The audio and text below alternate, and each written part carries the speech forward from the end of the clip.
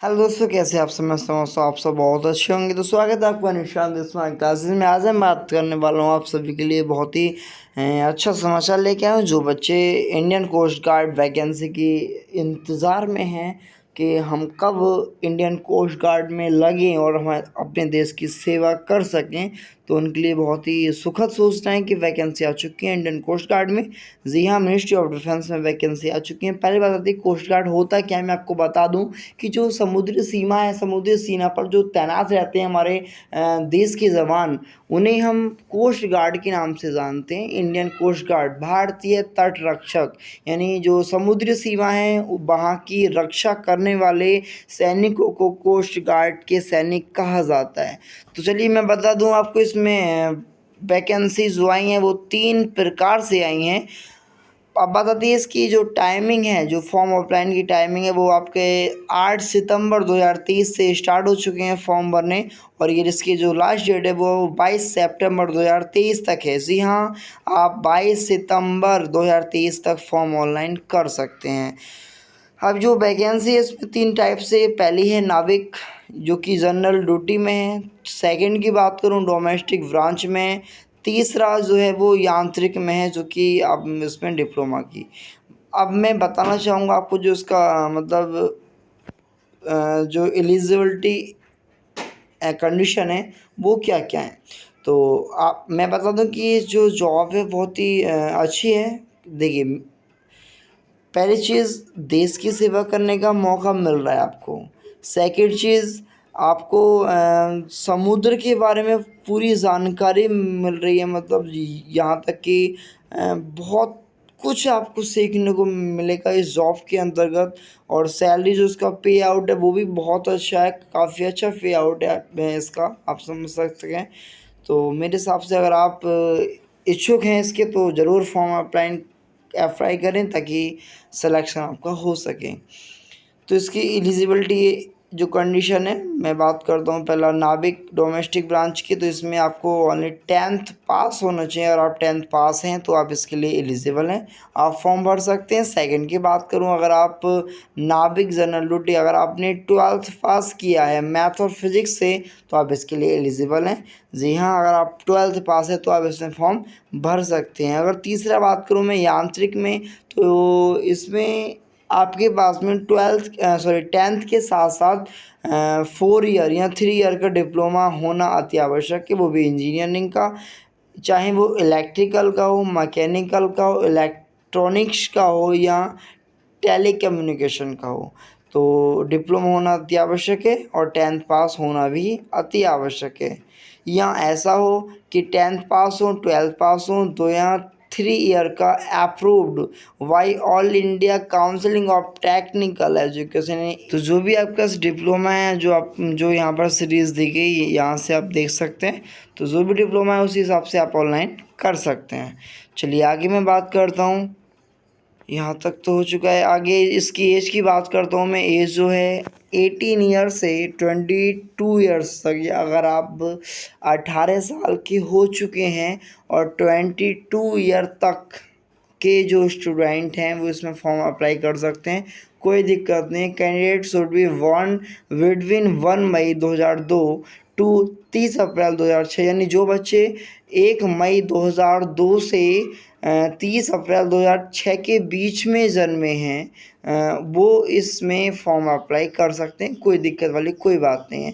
एक चीज़ और मैं बता दूं आपको कि जो SC ST के स्टूडेंट हैं उन्हें 5 साल का रिजर्वेशन उनके लिए है, और जो OBC के कैंडिडेट हैं उनके लिए 3 साल की छूट है एज में। तो SC ST के लिए 5 साल की छूट है एज में, और OBC के लिए 3 साल की छूट है, और जो जनरल में है उनके लिए कोई छूट नहीं है।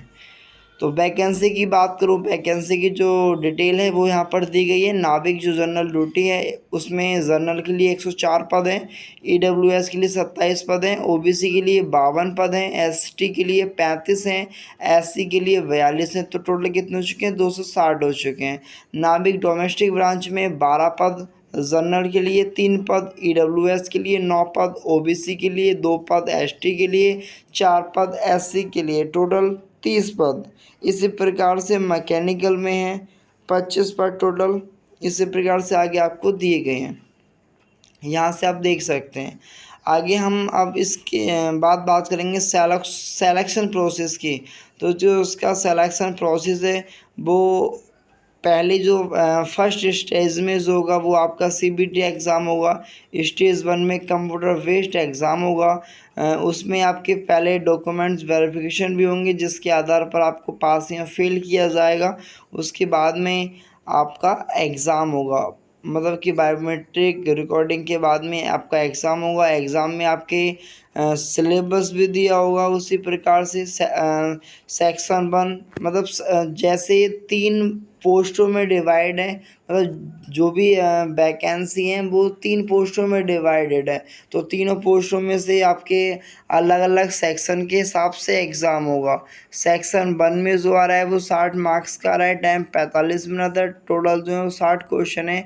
मैथ के 20 क्वेश्चन हैं और साइंस के 10 क्वेश्चन हैं, रीजनिंग के 10 क्वेश्चन हैं, जीके के 5 क्वेश्चन। इस प्रकार से ये पूरी लिस्ट दे रखी है सिलेक्शन प्रोसेस की, आप यहाँ से देख सकते हैं।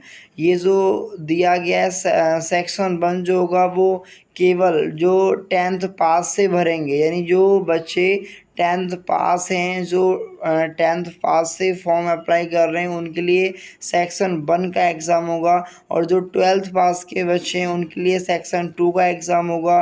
और जिनके पास में इलेक्ट्रिकल का डिप्लोमा है उनका सेक्शन 3 का एग्ज़ाम होगा, सेक्शन 3। और जिनके पास में इलेक्ट्रॉनिक्स का डिप्लोमा है उनका सेक्शन 4 का एग्ज़ाम होगा। तो इस प्रकार से आप इस जो तालिका आपके सामने दी है इस प्रकार से इसमें देख के समझ सकते हैं।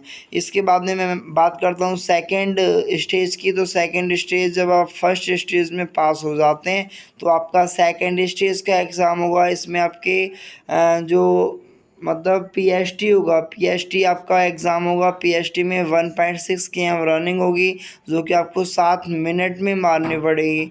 इसके बाद में आपके 20 इसमें आपके 10 पुशअप होंगे। इसके बाद में डॉक्यूमेंट्स वेरिफिकेशन में आपका जो भी डॉक्यूमेंट्स इसमें मंगाए हैं सभी आपको ओरिजिनल लेके जाने पड़ेंगे। डॉक्यूमेंट्स वेरिफिकेशन के बाद में फिर इसकी जो मेडिकल होगा, मेडिकल के बाद में मेडिकल जो होगा आपको आपका विदिन 21 डेज़, मतलब कि 21 डेज़ में आपका मेडिकल फाइनल हो जाएगा। होने के बाद में फिर आपकी जो फाइनल मेरिट लिस्ट लगेगी स्टेज 3, यानी मतलब फाइनल मेरिट लिस्ट लगेगी। इसके बाद में पता पड़ जाएगा आप फेल हैं या पास हैं, ठीक है। तो इस प्रकार से जो उसका सिलेक्शन प्रोसेस कुछ इस प्रकार से हो चुका था। अब इसका हाउ टू अप्लाई, किस प्रकार से अप्लाई करना है आपको, तो मैं आपको बता दूं कि जो अप्लाई करने की स्टार्टिंग डेट थी वो आपकी 8 सितंबर यानी 8 सितंबर 2023 से स्टार्ट था और ये 22 सितंबर 2023 तक आप अप्लाई कर सकते हैं।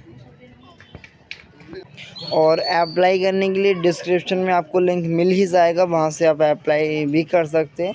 ऑनलाइन करना आप डिस्क्रिप्शन में मैं लिंक डाल दूँगा इसका। बाकी जो भी कोई दिक्कत हो आप बताना कमेंट बॉक्स के ज़रिए। बाकी मिलते हैं फिर नेक्स्ट वीडियो में बहुत ही अच्छी वैकेंसी के साथ। Thanks for watching.